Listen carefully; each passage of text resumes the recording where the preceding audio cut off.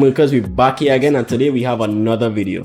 Today's video is a product review. This is the Air Pro 6 TWS. This product, however, as you can clearly see, looks quite like an AirPod replica. The only thing is the shape is a bit different. Alright, so inside the box we basically get two things, just the cable.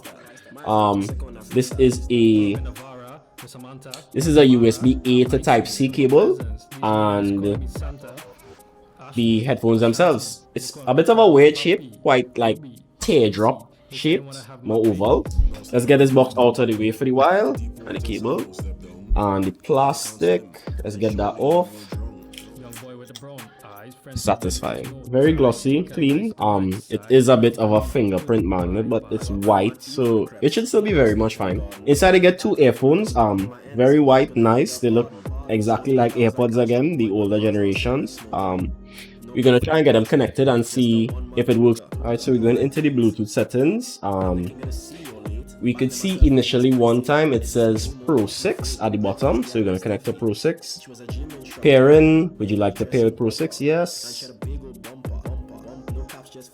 That was really easy. 20 seconds is saying Pro 6 is connected for calls and audios.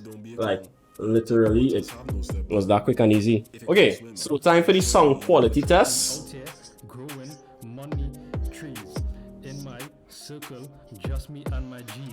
Honest opinion, the mids were okay. It was clear. Like, for any use, any day situation with those headphones, you should not like have an issue. Like, these will work. They are lacking a bit in bass, I will be honest, and overall volume output. But other than that, I would give this a solid 6 out of 10.